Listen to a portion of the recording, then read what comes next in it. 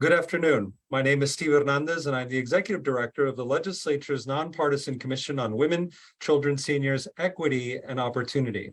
We are here today to hold a very special conversation on inclusivity in education. This is a virtual panel where we are joined by experts in the field, not only in education, but culture and access.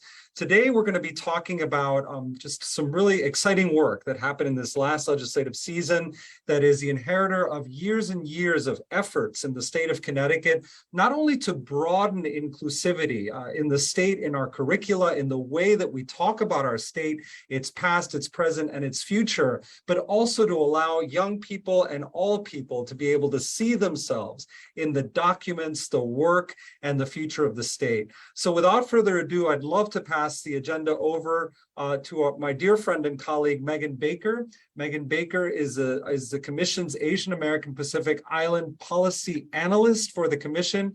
And Megan, we're just so happy that you have brought together this luminary panel of educators, thinkers, and community members to really light the way in expanding cultural awareness and connectivity for the state. So thank you, Megan. Thank you for that, Stephen. And thank you everyone for taking time out of your vacation season, summer season, to take part in this very important and opportune dialogue. With the signage of the Public Act in May from Governor Lamont, we did see inclusive education bill for Asian American curriculum studies in K through 12. And I wanted to take that moment and this opportunity to have that be a broader conversation about what it means to have an inclusive, cognizant curriculum, and what that means for ethnic studies and in the lens of the Asian American experience. So I'm glad to have a panel of diverse individuals with experience implementing studies into the classroom, experience conceiving content, and experience in researching in the field. So again, thank you all so much. I really look forward to the fruitfulness of this discussion and all of the perspectives that everyone brings to the table. And with that, I also wanted to pass the baton to one of my mentors and an instrumental figure in this process, Alan Tan.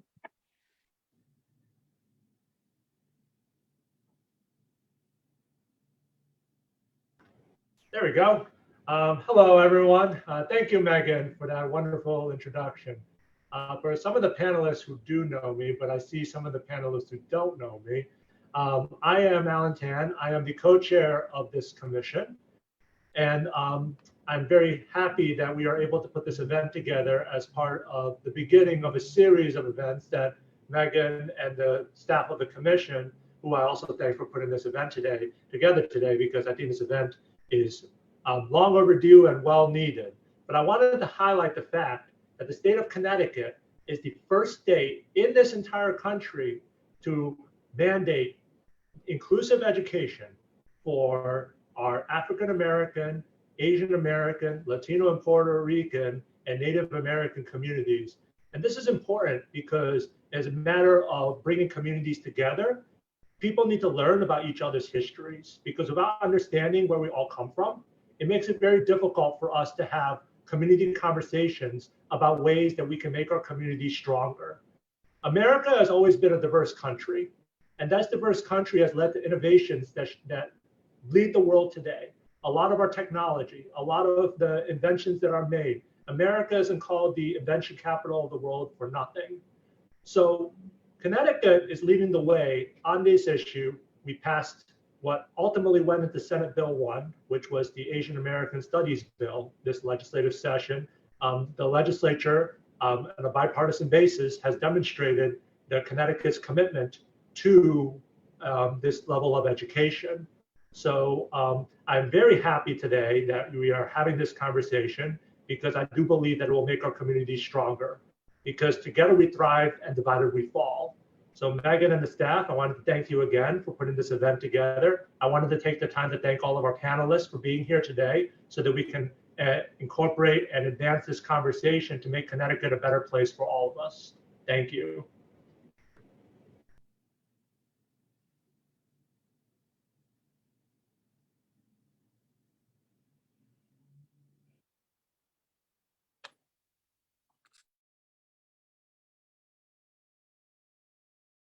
All right. Hi, everyone. My name is Jason Chang. I'm going to be moderating this panel today. I'm a professor at UConn in the history department, and I also direct the Asian and Asian American Studies Institute. I sit on the West Hartford Board of Education and director of Make Us Visible Connecticut.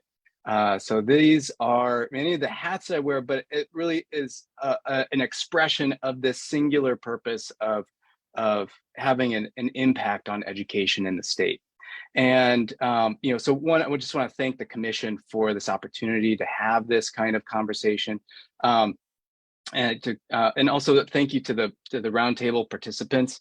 With such a big issue, it's tremendous to have people present with different vantage points of the challenges of practicing inclusive education. So we are here now because of standing on the shoulders of giants like Bill Howe and Jack Hasegawa, and many others. Some here, Angela Rolla and Miriam Young. These are, we're here because of a very, long struggle, and also, incredible outpouring of support from communities, teachers, students, families, parents, advocates, educators across the state. So I really view this as, a kind of celebration of those connections, a celebration of that legacy. So I do also want to give a small disclaimer that this roundtable will focus primarily on Asian American studies. Our work on Pacific Islander studies is sort of still in formation, but we have very promising partnerships with the state of Hawaii's Department of Education and other leaders in the field of Pacific Islander studies. So, this is, what I hope to be a really rich conversation that brings into view some of the work that we've already started, some of the things that we hope to accomplish, challenges, and as well as, thinking through that part that Alan described in terms of becoming more literate in each other's struggles. And I think that that's a really crucial, value for and purpose of ethnic studies.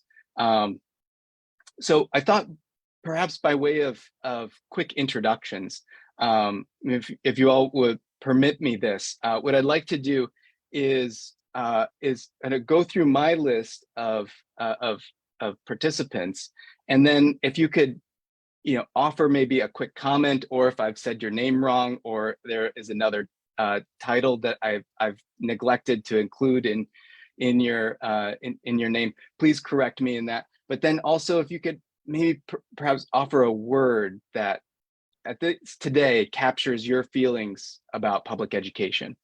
And I think that will kind of help to set the tone for our conversations, help to set, the stakes for what we hope to explore. So let's see, my list here begins with Grace Yu, who is the executive director of the 1990 Institute. Grace, welcome. Thank you, Jason. I am actually the board chair of the 1990. Board chair. That's Thank okay, but I'm also serving as an executive director because we are recruiting one. But I represent a small organization in San Francisco, and we have been doing teachers workshops since 2013, and we added a workshop this year to address API issues. So I'm here to kind of participate in from two vantage points. One is as a parent who raised 3 kids and wishing that there were more Asian American history and other related topics being taught what my children were growing up. And now as the leader of a small organization focusing on educational programs for teachers. So on that 2 aspects, I'm very happy to be here to participate in today's discussion. Thank you.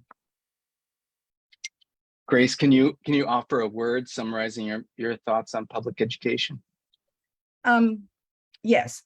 So in addition to what I just said, as a parent wishing there were more, I think our schools are moving in the right directions in terms of inclusivities and introducing different points of views from different ethnic perspectives. And I think that is great in terms of broadening our future generations in terms of their worldview, their understanding of their environment. And I think that will all serve to build America into a stronger and better country.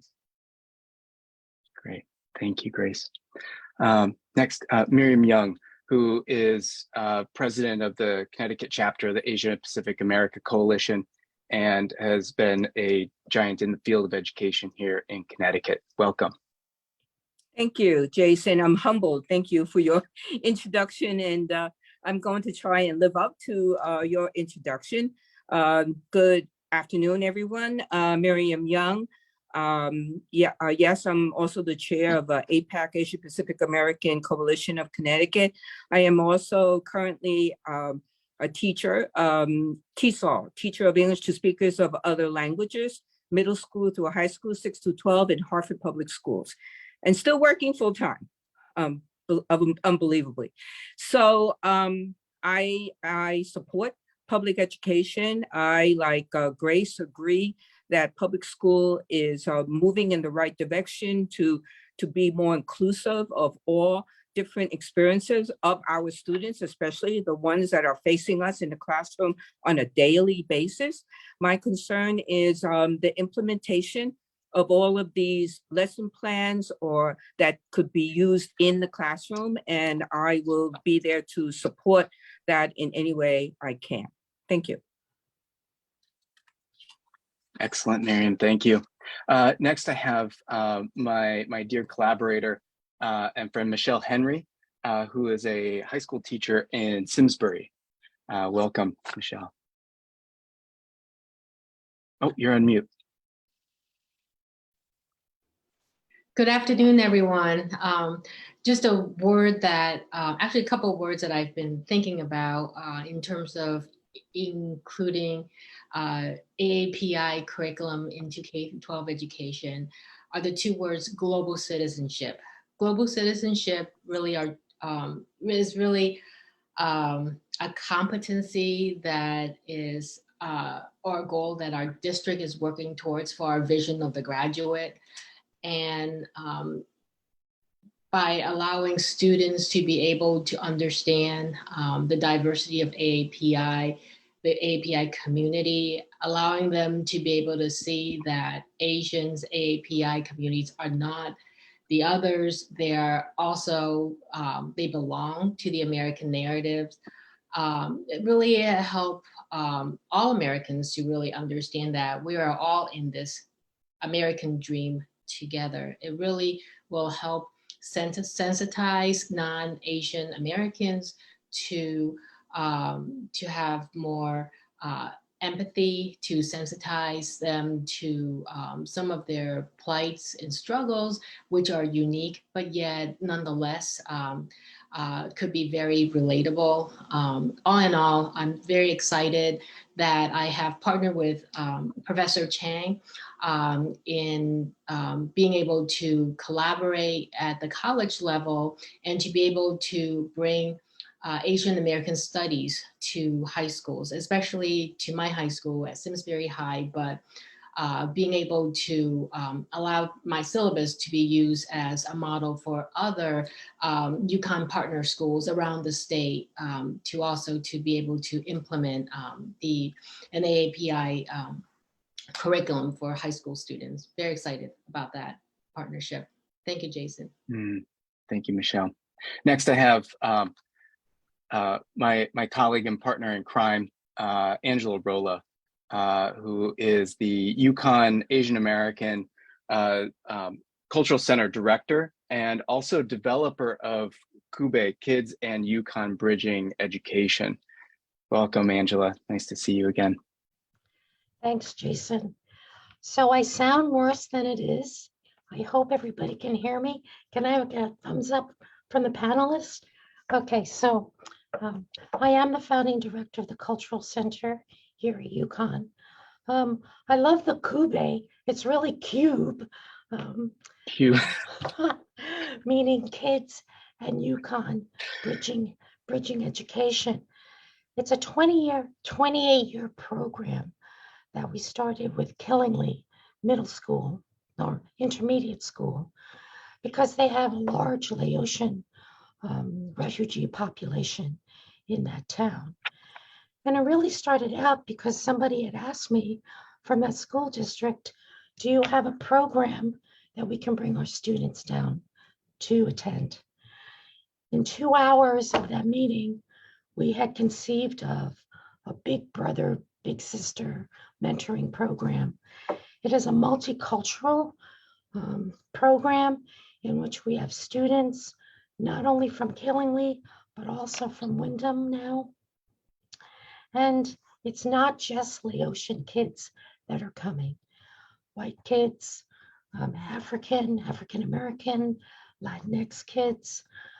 And what we realize is what we are trying to do with those middle school children is to encourage them to think about college being part of their process, their educational process, and also introducing them to the Asian American history and culture, as well as to the Latinx culture and history.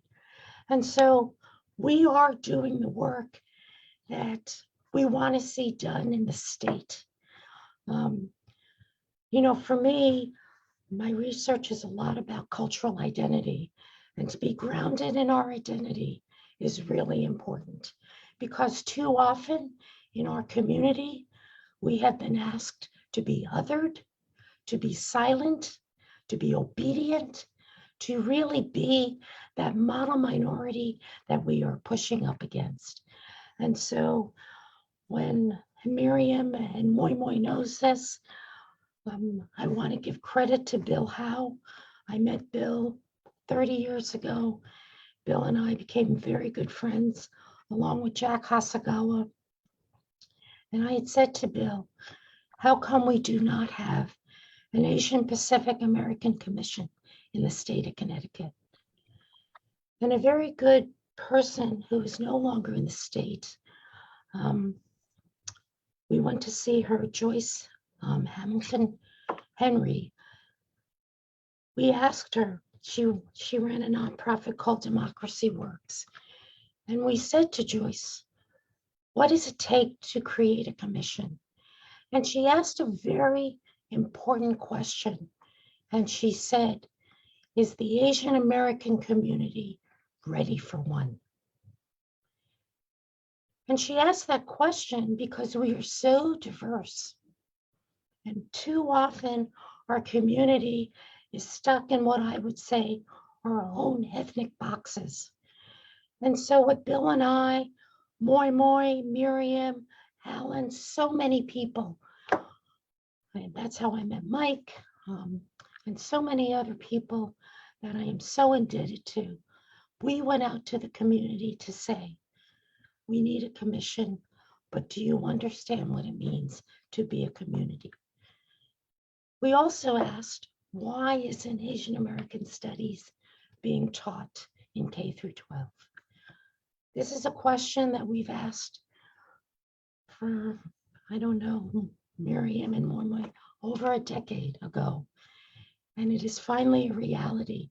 And so I thank everybody who has worked so hard to get this to be a reality and to change the way that our histories are taught, our histories are known, and our histories are understood. And so, Jason, you asked the question. I took your question very literally when you said, give me a word. And so my word to you is our education in Connecticut should be aspirational. And with that, I'm going to rest my voice. As always, Angela, thank you. Brilliant. Next, I want to welcome Mimi McCormick. I'm sorry, Moi McCormick, who is chair of the subcommission on Asian American and Pacific Islanders in the state, and a sentinel of of the Asian American community here. Welcome. Thank you so much, Jason, and thank you for the commission for bringing us all together. As individuals have already indicated and recognized, we have a lot to be very thankful for, and a lot of leaders within our own community that really spearheaded this. Once again, Bill Howe, Jack Hasegawa, Angela Brola, Miriam Young, and so much more. I think, with the question that you posed to us, a couple words come to mind for me is promising and historical. We are leading the country on this initiative, and I am so proud of our work and so hopeful of where we're able to go in the near future. And then also being able to engage our youth. I think we've done a really good job with being able to engage youth in investing in their own education and also providing a voice and letting them know that they have a right to be able to share their voice.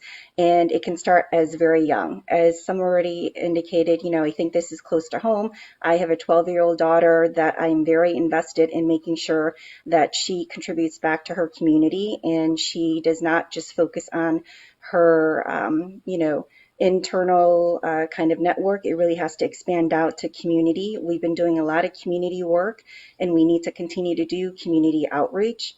I'm also a product of public education, coming to the United States with my family as refugees, realizing and knowing the difficulties and challenges that we, were able to overcome, in addition to seeing firsthand how injustice and inequality really does impact us on a daily basis. Just seeing some of the personal struggles of my parents, having my own personal struggles at school, and then being able to really just meet up to these challenges, but so much more hopeful now because we have people that actually look like us, right? Growing up, a lot of us, did not have mentors and individuals that represented us, that spoke our language, that really understood what, some of us were challenged with or some of the struggles that we were having. I am absolutely, amazed and really grateful that my daughter and her generation and other kids have individuals like each of you to be able to look up to be able to reach out to, and also access. I think when it comes to public education, it's really about creating quality access. And I say quality access, right? We talk about access all over the place, but I think there's a lot of inequality within our own Connecticut system of quality access. It depends on geographic location, depends on funding, depend on diversity of faculty, a whole host of things that really can switch and determine what a student is able to gain depending on the lack of resources or the wealth of resources. I really hope that our work continues to provide quality access and opportunities for all students, regardless of geographic location and background. Also realizing culture and language can be barriers, but we also need to understand and really recognize and celebrate more that culture and language can also be strength. And, strength comes in diversity as well, too. So I'm really happy to be part of this panel, and I look forward to the continued work that we're all going to be able to do. Thank you. Thank you, Moi Moi. I want to turn to JHD, Jennifer Hakila Diaz, who is the founder of API New Haven, an educator, and also a collaborator of mine. They are the activists in residence at the Asian American and Asian American Studies Institute at UConn, activists in residence. So welcome. Great to see you again, JHD. Hi, everybody. Thank you so much for having me. I have to make one correction. I am not the founder of API New Haven. I'm one of many co-founders of API New Haven. So just want to put that out there because it has been a labor of love in community with others. I re-upped with Jason for another year at the Asian and Asian American Studies Institute at UConn because it has been amazing getting to be a part of building curriculum with teachers and students, focused on the integration of Asian American and Pacific Islander studies in the K-12 education system here. And I've also had the opportunity to be involved in the Black Latinx elective course that is launching this fall officially in the state too. So if I had to describe public education in one word,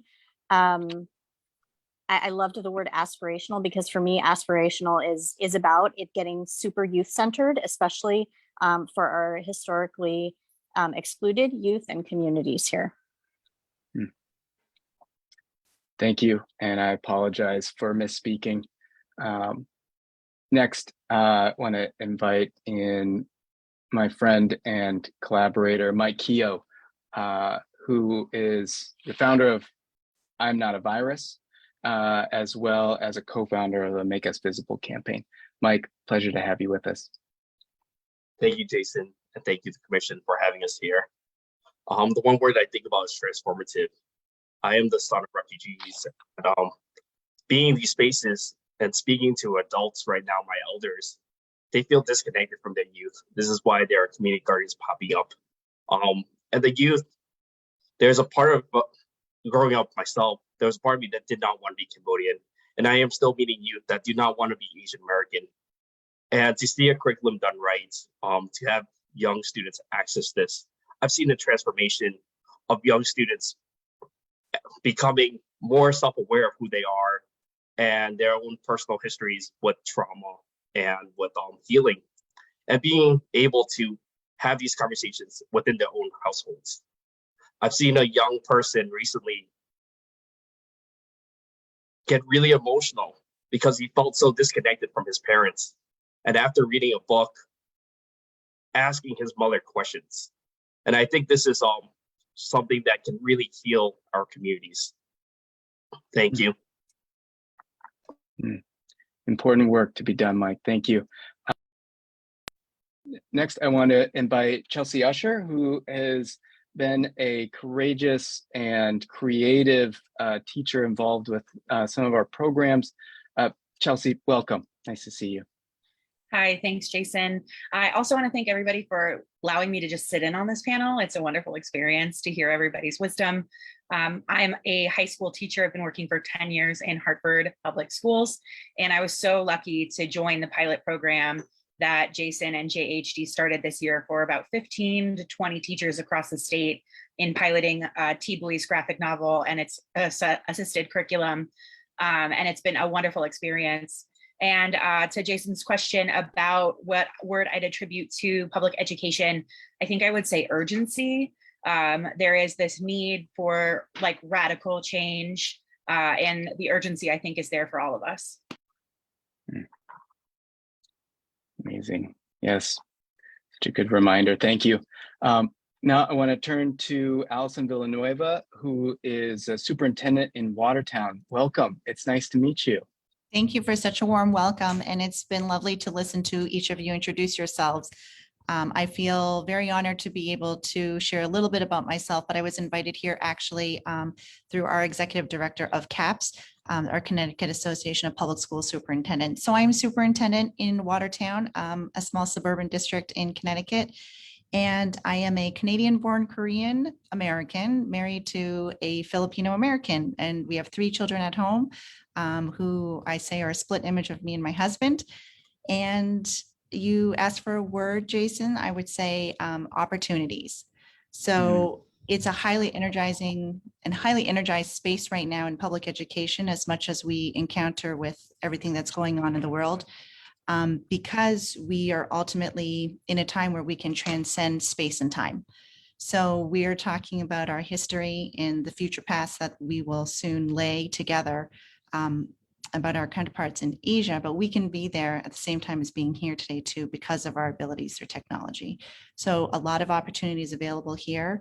And it's a deep, important part to just keeping our voices as well as our legacy and our history to be able to forge that path forward together. So thank you for inviting me, and I'm very happy to be here. That's great. I'm going to use that, the future paths. as one word. That is wonderful. Thank you. And last, certainly not least, Betty Fesser, thank you for joining us. She is part of Connecticut's Association for Public School Superintendents, a former superintendent, and I believe Superintendent of the Year in 2014, I mean, if I have that right. But welcome. So glad that you're here. Thank you very much. To be honest with you, I'm listening to all of you and I'm truly humbled. I've had many years on all of you, but I've flashed back while I was listening to you when I was a principal at Danbury High School, and it was the time in which many immigrants were coming in from Southeast Asian countries. So we had Laotian, Vietnamese, and Cambodian groups of students in our schools. And what I remember so much was I, as principal, we knew nothing. We knew nothing about these students coming in, the lands that they were coming from, except for associated with the Vietnam War. We knew nothing about, their beliefs, their mores, et cetera. What we were cognizant of was the fact that the students quickly wanted to assimilate into American US culture, and their parents were holding on desperately, understandably, to their own culture and their own, again, beliefs and et cetera, and the struggle there. And what I was conscious of was, as I was listening to everybody, was at the time, it was all about assimilation.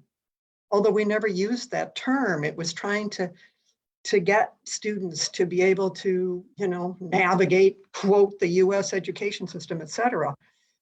So I only share that because I flash forward to the question that was asked about what's the word? And I guess I'm thinking education is the most important, but it's the education of adults who are working in our schools, regardless of what role they hold. It's education of parents, all parents. It's also education through listening to our students and listening to our parents. Hugely, we need to be listening to parents as well, because that's where we will learn in development of curriculum, but where we really learn from is from our fellow human beings. And I'll stop there. Thank you. That was tremendous. And that that future past that you just shared was such a strong indication of, where we are now and also the work ahead of us. I want to pivot here to some reflections about our sort of our moment here in Connecticut. So sometimes people lead and the law has to catch up. Sometimes the law leads the way and people have to catch up to the law. And so we're kind of in that space right now, fueled by the need to respond to the dangers of our time, the rise in racist violence, hostility, discrimination, attacks on our democracy. Asian American studies, ethnic studies have their origins in student movements for demanding to be recognized and stepping up to show what that looks like in the history of ethnic studies.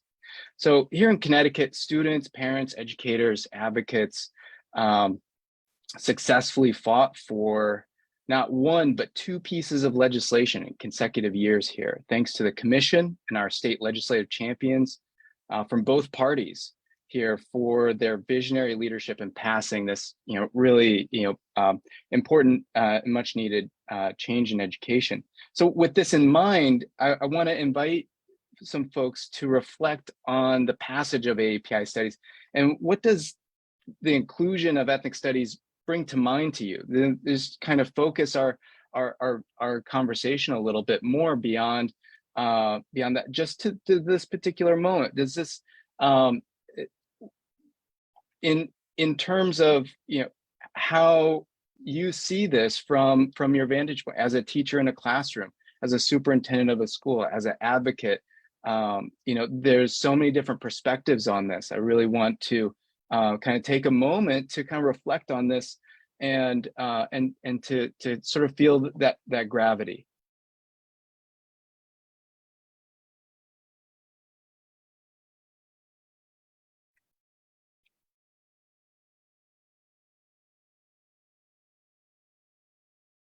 Anyone can go. Okay, Jason, then I'll go. Great. And you mentioned about in some cases, you know, the law may lead or the people may lead. And what I found to be true that at building level in classrooms, there's an awareness of self, identity, and that comes from students because of news. And COVID really changed a lot of things and moved things in a direction, some in a not so good direction, and other aspects highlighted the anti-Asian movement and hatred and crimes. And so people are curious. Young people are definitely more curious. Teachers, even without a curriculum per se, wanted to meet the needs of students. However, and whatever their background is, or maybe just questions about other people's cultures. And so teachers are genuinely sensitive teachers would provide that curriculum, would provide opportunities for discussion. So it's happening. It is happening without a formal curriculum. But it's good to see that the law is catching up to the need. And so there are individuals that may be naysayers and not believers, and we can point, we can cover all levels of need by pointing to, by the way, there is a law that passed in Connecticut, if you're not aware, and that talks about, so we're able to attack or have a plan for implementation at many different levels. So I'm happy to see that and that we're having this discussion. Thank you.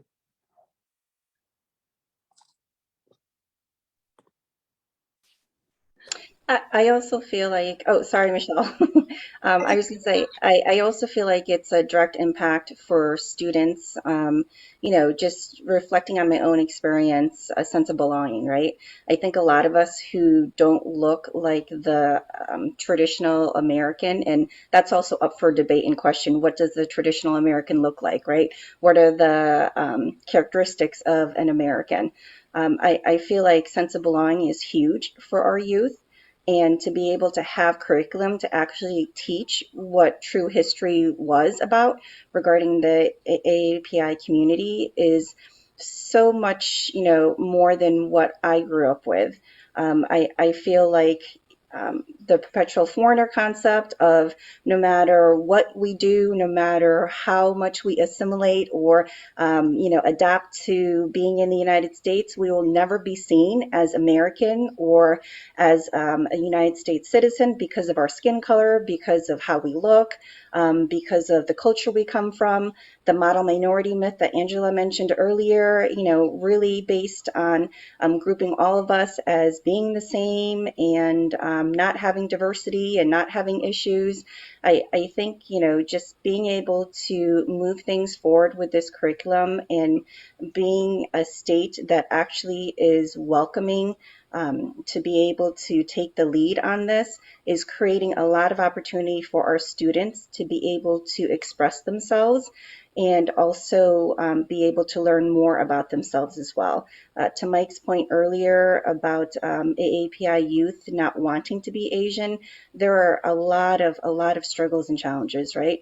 You have the developmental stages that individuals are supposed to be going through. You have technology, the internet, another added layer of complexity that our youth are now, you know, having barriers with, and cultural clashes that our parents and youth are still struggling with. You know, it really saddens me when I hear individuals, and it's not always youth, it's also adults, who really say that they would rather not be seen as Asian because they feel the negative impact and consequence of that. And then also what Marion was saying earlier about COVID, you know, with COVID and how it was portrayed as the Chinese flu and, or, you know, just really, really inappropriate terms associated, making individuals feel even more concerned and threatened to be able to go out in the community and be in public and feel safe. So I really feel like this is a great start for us to be able to support our youth and really continue this work, but challenge our government and challenge the support and network that is supposed to be in place. Thank you, Moi Moi. Michelle. Yes, just to follow up on what Moi Moi, I'm glad you went ahead of me because you raised a lot of issues that I wanted to address as well. I feel like our young people today, they are not all sheltered. They are so exposed to a plethora of perspectives as well as the messages from social media. And if you have them go on Netflix, there's plenty of representation of different ethnicities. So they are exposed to AAPI stories. But I think the question is, why? Why do we want to integrate AAPI curriculum into our school systems, right? Because they're getting it through social media, they're getting it through the parents, they're getting it through different pathways. And to me, I think as an educator, what I think is so important about integrating AAPI curriculum into our education is just having a space, a safe place, and also a trained educator, a compassionate educator who can facilitate those discussions, any stereotypes and even racial slurs that they hear, memes that they are exposed to. They can be able to discuss and help kids to understand the impact and the negative consequences of bullying, and hopefully helping our children to be more empathetic individuals. Having that safe place, having an adult, a responsible adult, to be able to dispel stereotypes, to help kids understand that bullying is clearly wrong, helping them to be able to understand that Asian Americans are Americans. They are not the foreigners just because they look different. Being able to have someone who can help students to process these things. It hurts me when I hear students come home and they tell their parents, they said they were called certain names, or when they are being told to go back to China or go back to Japan. That is hurtful. If they hear that, those kinds of discrimination, the prejudice day to day, that psychologically it does something to them, right? And to have that safe space, an educational environment where a teacher can tell these young people that your stories matter, you matter. These AAPI stories will help validate their identity, so that for those who may feel ashamed, they may come out and say, hey, you know what? I should be proud of my heritage. There's so much that I can be proud of. I don't have to listen to those, the memes, or listen to the bullies. So I think it is so critical to, what I'm piloting in 2023 is the Asian American Studies at the high school level, but I'm so pleased to hear that it will start at the elementary level. And like someone used the word urgent, there is absolutely an urgency to start at a young age to help all students to embrace this understanding that we're all Americans. Thank you, Michelle. Chelsea, and then Mike. Thank you. I think the importance of this for me this last year was, as a teacher, I got to implement something that I was new to. So we were all kind of learning together, but it was absolutely the first time any of my students, I taught this to juniors, it was the first time any of them had an Asian author on the curriculum. So, there are other classes that have other types of cultures and things being intermixed in, but this was the first time at my school my kids saw a white teacher giving them an Asian text saying, this is important because this story matters. And that was really rewarding for me, but also rewarding to see what the kids did with it. They, like Moy said, it's about identity and belonging. And so many of my kids found that they related to so many of those experiences in that text, even if they didn't really identify with the like background or culture of the narrator. But I did have students that absolutely identified with the narrator because they were my Asian students, and they were like, this is a first for us. I have never had this experience before. So I thought it's just so rewarding to give them that experience. And it also allowed for so many open discussions and the ability to process and talk through, like Michelle was mentioning, talk through some of that stuff that's going on currently, that's happening in the news media, you know, every single day for at least the last 2 years, something negative is being portrayed about the Asian community. And my kids were able to come to me, and we'd have roundtables and we'd have open discussions. And it was because that this curriculum was given to them by, you know, a person or an institution of power, and they felt safe and like allowed to talk about things that maybe they wouldn't traditionally have been comfortable doing. Such an important insight. Also, thank you so much, Chelsea. Mike, please. You know, back to Michelle's point, last year, Asian American students have organized and create these spaces for themselves. And to have this place to plug in where you have an educator and an adult there to walk you through these experiences are important. You know, I think growing up, I knocked on Angela Roller's door every single week, and it taught me to love myself, you know. And I meet people in their 30s who are understanding how growing up in a Chinese restaurant or a laundromat has impacted their trajectory, and how their experiences of growing up as Asian American stays with them, even if they didn't consider it before.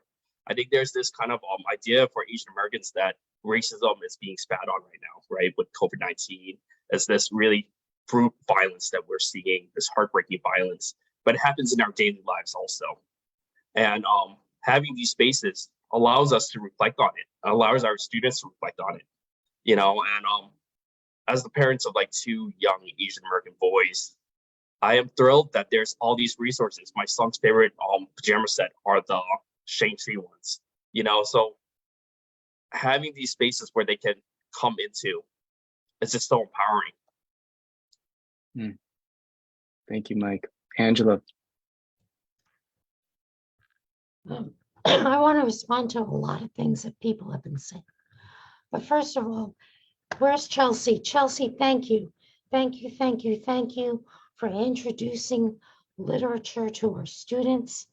You know, the Asian American literary genre has exploded in the last 10 years. And that was really the precursor to what we're doing now, right? Students started picking up those books and they started saying, oh my God, I see myself. This is my story that is finally being told, that people have access to. I'm always sad when I teach students and they're learning for the first time, right, the history of their own people. And I always ask them, did you not learn this in K through 12? And the answer is always no. Or it was a paragraph. Or it was written by somebody who wasn't even in our community. And so I think it's really important that our histories are told by our point of view. And it's really important for students to be part of that, but also for other students to understand that. When I first started the center in 1993, I was struck by the stories of our Southeast Asian students, our students who would tell us and recount what it was like to escape from their country, right? The multiple times they would try and get on a boat to escape to freedom. I always thought those are the stories that other students need to hear. While other students may have been complaining that they couldn't get the Nikes that they wanted.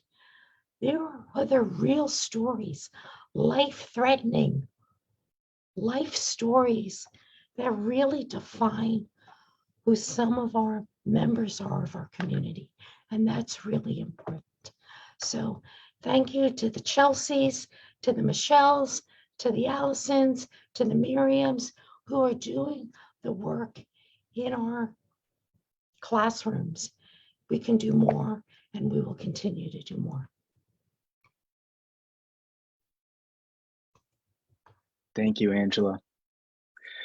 It's making me, reflect on the language of the legislation that was passed. And I think this is a really important kind of innovation in relationship to other states who have taken this on, who have said Asian American studies is important.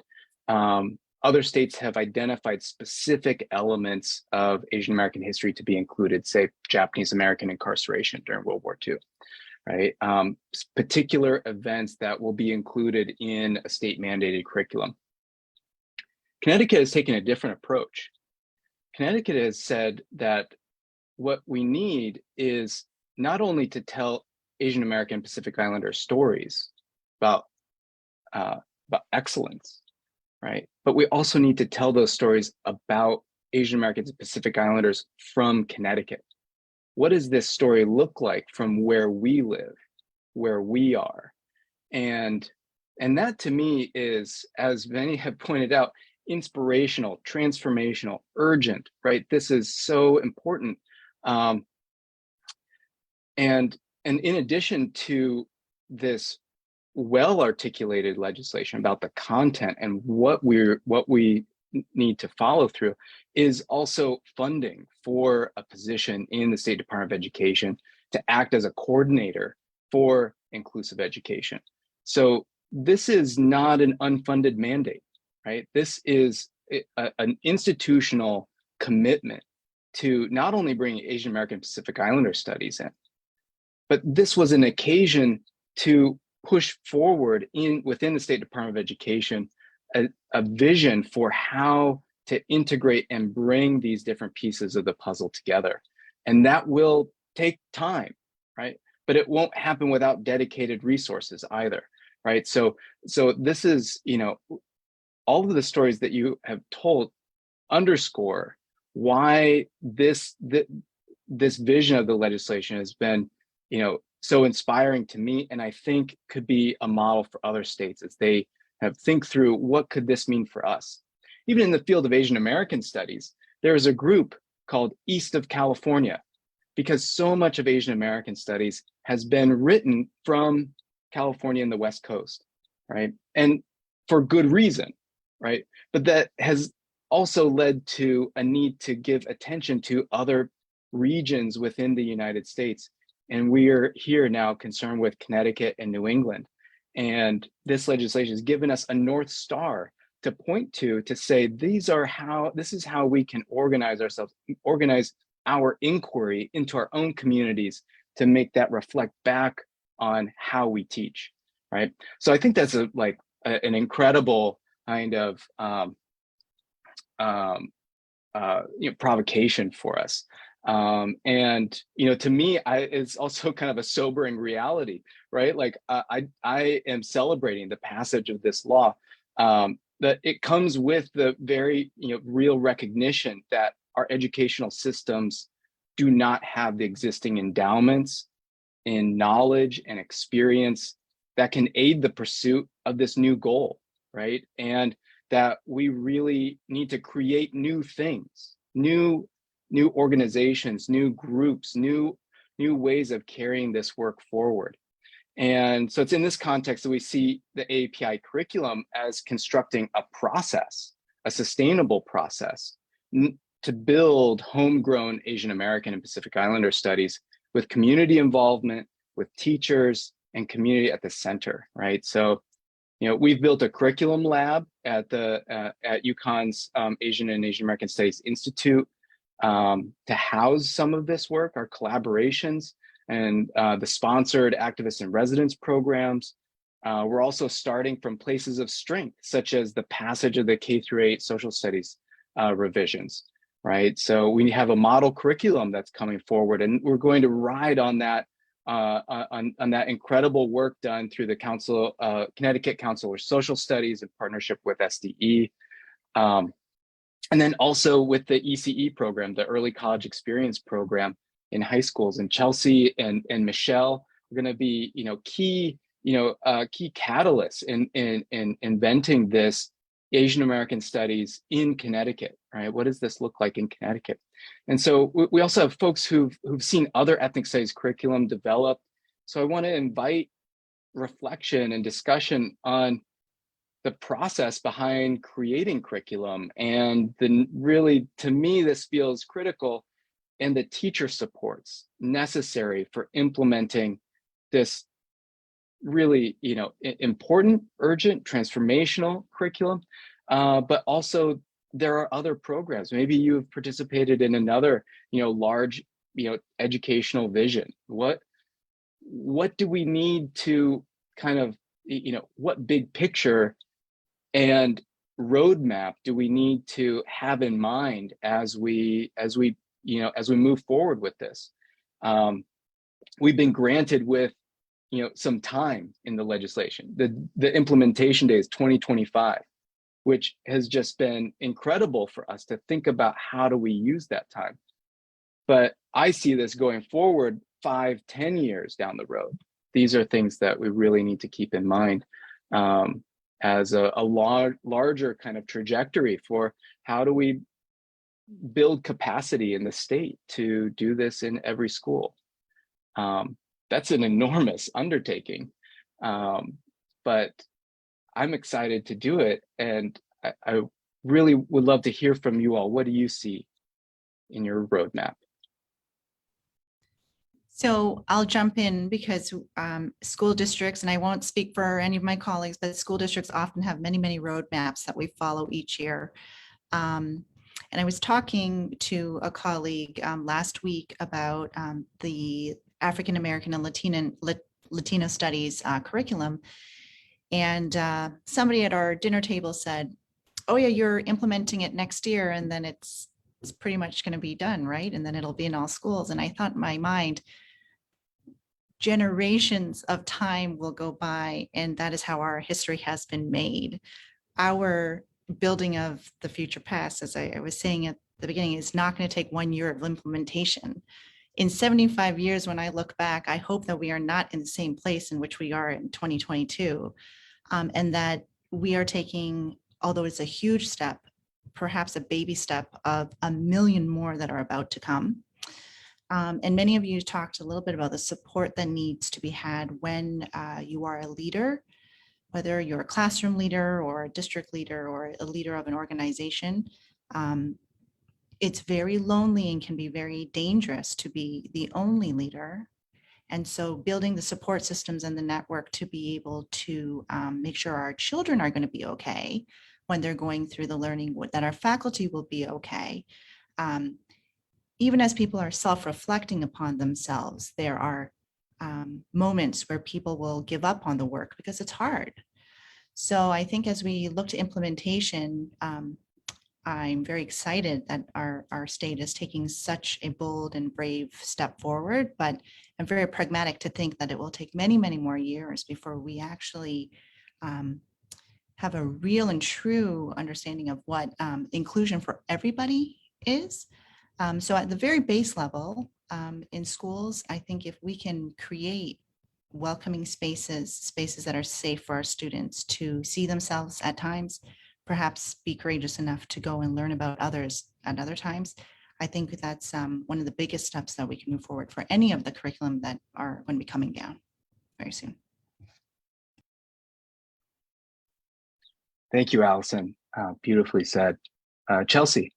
Oh, I think I have Chelsea, then Betty and Grace. Yeah. Thank you so much. And then And Miriam. So the thing that I took away from what Allison, you just said, was that we have to create and build these safe spaces for students. And the first thing that came to my mind with that is teacher training. akin to like a sensitivity type training, because I'm one of the youngest teachers at my school, and Christopher Columbus was still a hero in my history. So I think just that not like willful ignorance, just age and like how history's been taught. We don't have the tools necessarily, unless we go do that work ourselves. As educators, we don't have the tools or the understanding of the cultures that we're going to be implementing with this curriculum. And I want to have best intentions and say that we'll all do that work as educators to learn like true histories and to learn the nuances of these histories for the students. But you know, 1,000 other things come up, and that's not always what the focus is for all educators. So I think in terms of the supports teachers need, it's like a safe space to ask questions before they teach this and deliver this to students. Because that's my biggest fear, is like doing more harm than good to my kids. And if I don't know my history and I'm presenting the American version of that history, I'm doing harm to my kids. So I want to just like, that's a support I think is really necessary for educators as this goes live. Such a good reminder, Chelsea. Thank you. Next on my queue, I have Betty. Yeah, I was just thinking about that in developing the curriculum, some of you have already said this, we have to think beyond the curriculum. And what I mean by that is, in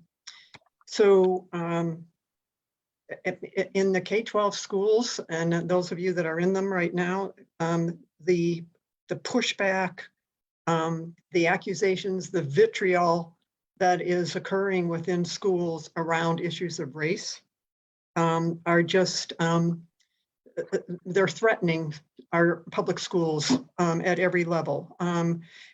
Teachers being attacked in classrooms, maybe, thank God, not to the extent that maybe they are in, Missouri or some other states across the country. But the point being is that there are cadres of people out there that are wanting to narrow the curriculum, what kids read, what all of this, the dialogue that goes on, the language that's used, et cetera. So I guess what I'm saying is that I think that in the creation of the curriculum, which is so exciting,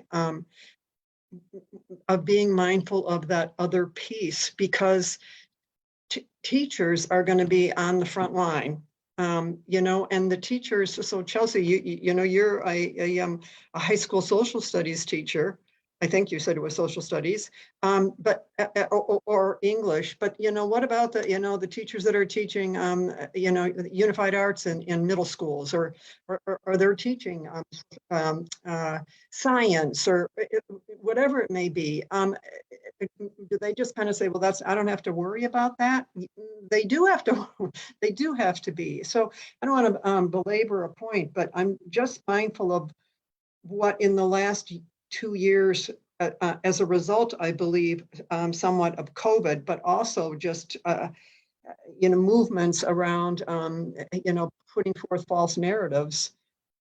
It's going to be present. It's going to be present. I can already hear people, not individuals that I know, but people who are going to say, "Are you kidding me?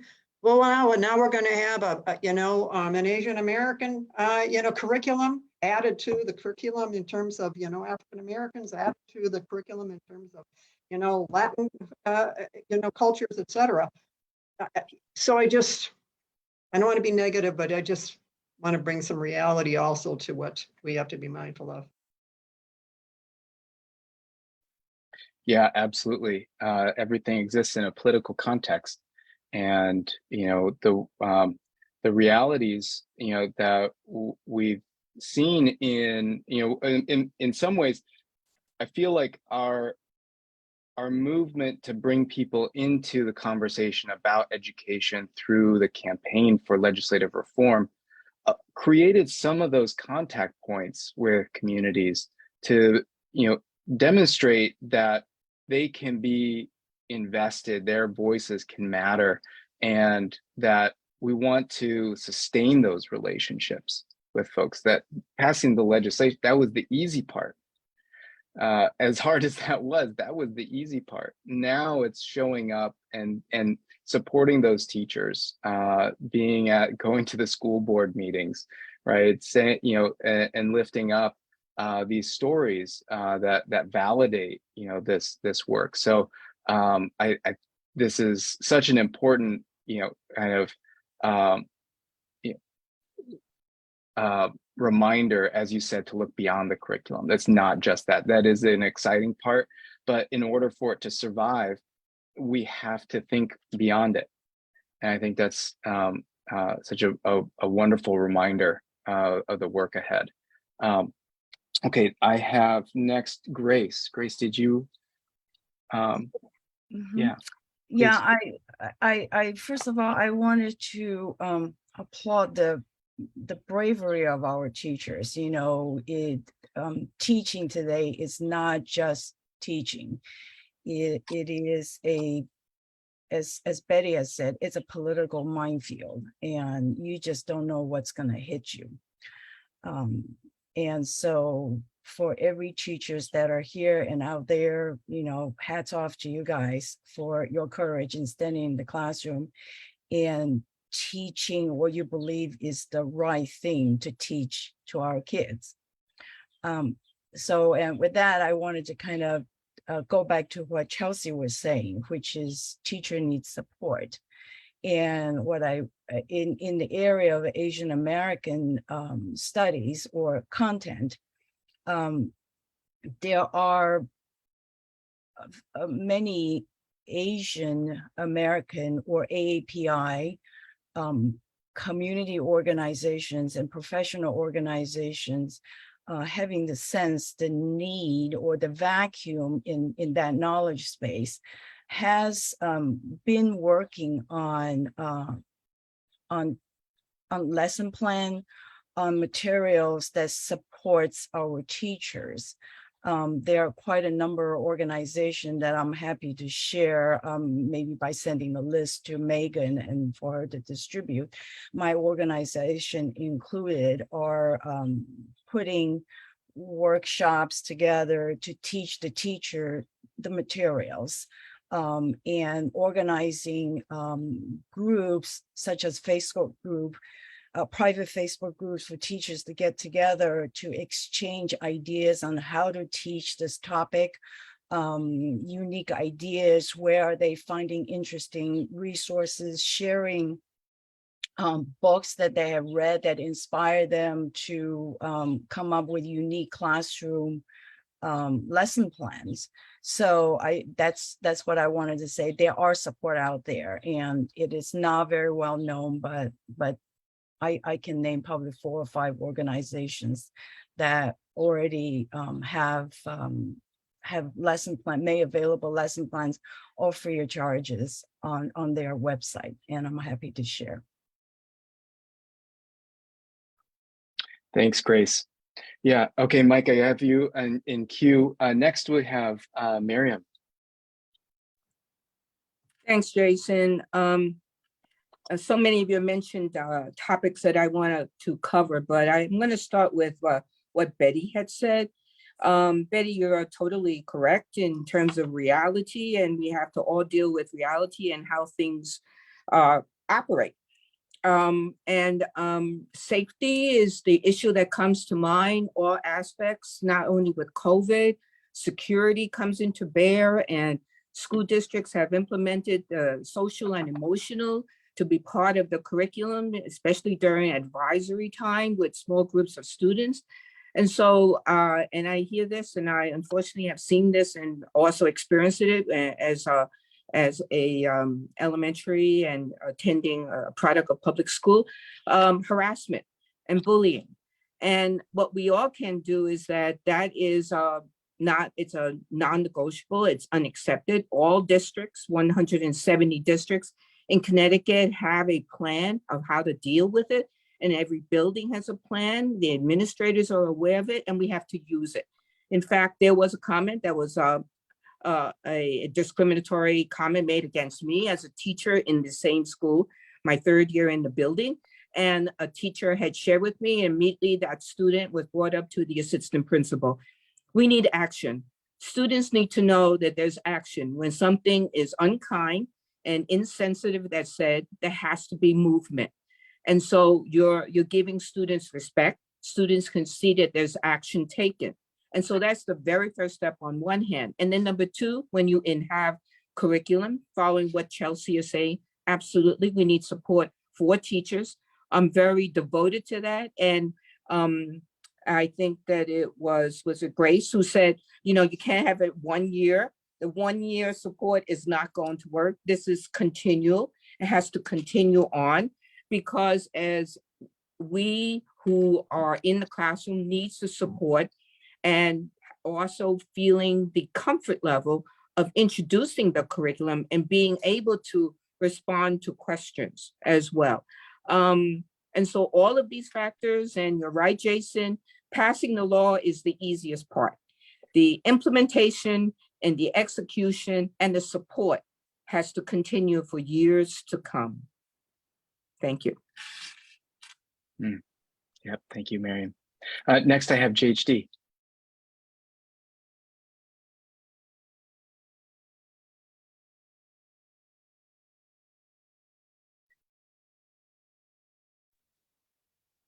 Sorry about that. Yeah, I just want to add on to what a lot of people have said. There's so many paradigm shifts that have to happen in terms of how we're approaching education in schools. I mean, we have to do learning and unlearning, right? Like both of those processes have to be happening simultaneously and ongoing, not in a year, not in a generation. And I think for me, the big thing that grounds me and grounded me in the work that I did last year with teachers through communities of practice, and again this year with the communities of practice I'm going to be doing, is really working on culturally sustaining teaching. How are you meeting the youth that are in the classroom that you're working with? How are you affirming them? How are you centering them? And that requires what a lot of people have said, right? You need to have the teacher identity development work going on simultaneously with the content development that many of us need to learn. Like the work we did last year, I had to learn a lot of things and unlearn a lot of things that I thought I knew about the Vietnam War era in order to even do the sessions that I was doing with teachers. I think the exciting thing, Jason, that you highlighted about the legislation here, how it's not just about learning the national AEPI history, but also learning local history, is part of that culturally sustaining teaching, really giving youth the view at the small local level, their history, as well as the bigger picture, the huge AEPI umbrella. And then also working with families too, right? Like the family engagement has to be a piece of what we're doing in education. It can't continue to be that education is something that we say happens in schools. We have to affirm what students bring, what students have learned from their families and their communities, and integrate that so that it's family and home, community, school, all learning together in a way that's truly going to be liberating for everybody and so much better for all of us. Thank you, JHD. Mike. Thank you. So one of the things that I think needs to happen also is on the parent side, and it's parent support. Met a lot of Asian American parents within the last 2 years that, like myself, didn't know how to advocate for their kids in the schools. When you grow up with working class parents that are working 80 hours a week, and they show up to only the parent teachers conferences, that's the only model you can go after. And developing these relationships, I'm so grateful for my son's teacher last year, Meredith, and the principal, Shannon, who made it an effort to have these conversations, to be able to be comfortable to reach out and say, Mike, can I, what are your thoughts on this? Or do you have any book recommendations? And, for me to be comfortable of having conversations, be asking, have you thought about this? I think that lowered the barriers for participation. And I think this is kind of something that parents like myself, many others, need to better support the teachers and be seen as partners instead of adversaries. Mm-hmm. Yep. You reminded me too of the conversations we've had in the Governor's Hate Crimes Advisory Council, where the wisdom on responding to hate crimes is after hate crime has happened is too late. what really needs to happen before is creating the community connections so that it doesn't happen in the first place, or God forbid it does happen. You're, talking with, with someone, for the first time in the context of a crisis, right? That's not the time that we want to start learning, right? So creating these connections, Miriam, the way that you brought up, your experience in the school, reminded me that, like, we need to be having other conversations, when, before problems happen, so that, that these are, a part of the process, and that we have those kinds of connections to draw from and networks to build, so that we can indeed support each other at these various levels. And, I think this is something that we want to see, in all communities, right? That public education should be serving everyone in this fashion. And I think the conversations that I've seen happen here, and with regard to API studies in Connecticut, it's given me a real, robust vision for, what's going to be needed, and also, that when I see the kind of parent leadership or teacher leadership, there's a principal or someone else students who get in touch with me that say, I want to start this, this group in my school. And, like, those are all, want to encourage and support all of that initiative, because we really need, local champions in every school, that can provide that encouragement and that sort of point of contact, to build where everyone's at already. And, I think that kind of, decentralized idea of how to build and support this work will create lots of possibilities, that it's not just driven by a single team, a single, organization, but that it has, lots of different, different avenues, right? So, yeah, this is, just such a rich conversation. I didn't mean to interject, but I felt like that was such a poignant moment for this conversation. I really think and proud of everyone's, that everyone has been involved, and that there is, such, such commitment to seeing this program be successful in the years to come. So would anyone else like to, I am going to wind us down a little bit, but does anyone want to stay on this thread and offer any other comments?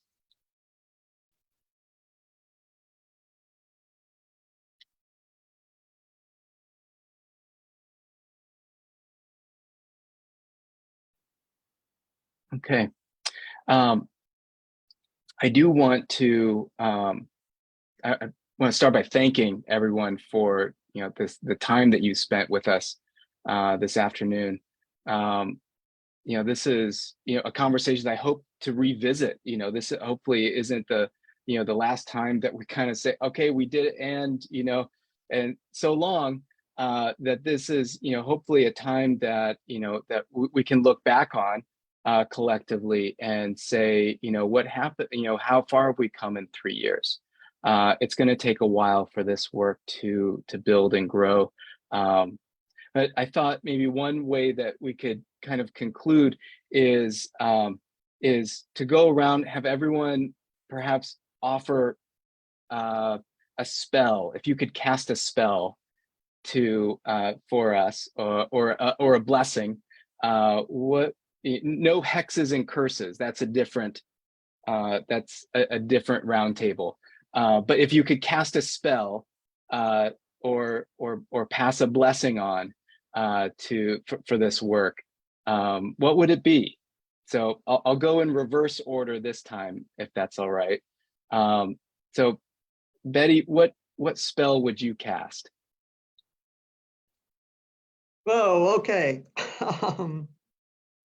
I guess the first image that came to mind were the children or students, pre-K through 12. And we could cast a spell over them, if I could cast a spell over them, I would want them to be able to learn an environment in which they are affirmed continually as the young students that they are, but as they grow older, to also be mindful and maybe be able to handle pushback, criticism, mockery. It's going to happen, and have the tools to wrestle with that. Mm. You can cast that spell on me too. Allison, what spell would you cast? All right, maybe I'll cast a fashion spell. So my spell is to say, like Betty as well, to the children and to the teachers as well. You're not alone. And just know that. Mm. And that through the journey, everybody's going to be trying on jackets. So while you're on your continuum, try on as many jackets as you can. Mm. Thank you, Allison. That was so lovely. Just want to sit with that for a moment.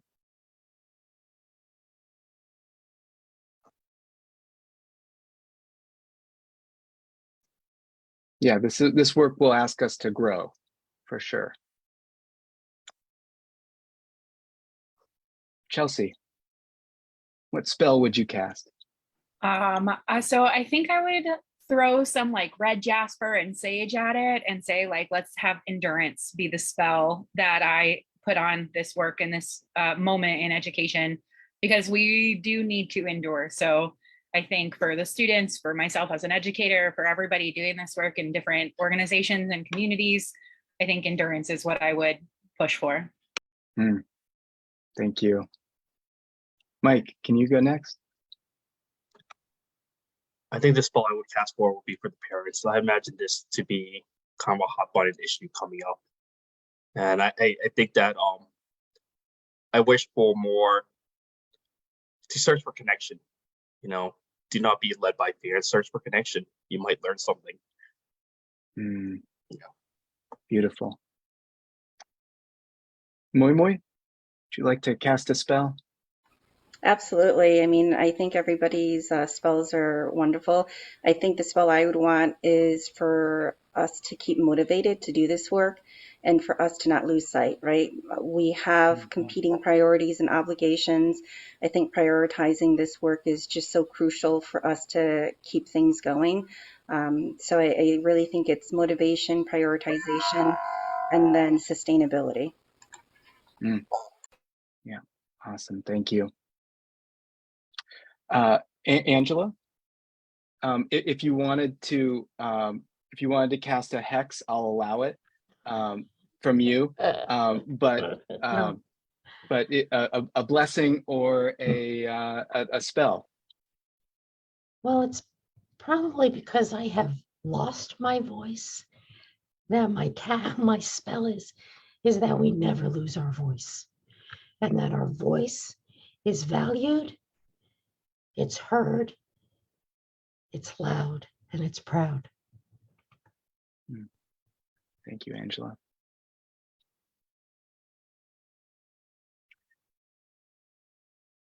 Let's see. Next, I have Miriam.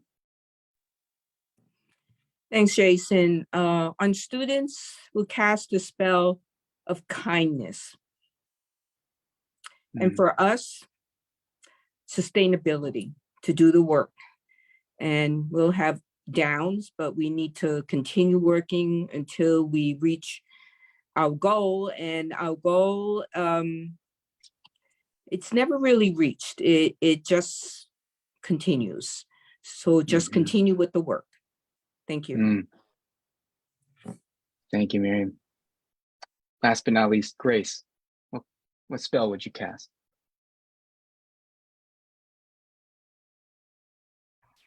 I would cast the spell of curiosity and lifelong learning. I think I think the student needs it. And I think also it's applicable to adults as well. So we as educators, I would like to see us continues to be curious about the subject that we're teaching and continuous learning. So for me, it's curiosity. Beautiful. Thank you, How everyone. about you, Jason? Jason, how about you? So many good things have been said about endurance and strength and kindness. And I think for me, the spell I would cast is one of fellowship, one that we see each other in the work, and that it inspires our connection to each other. That that we don't stop.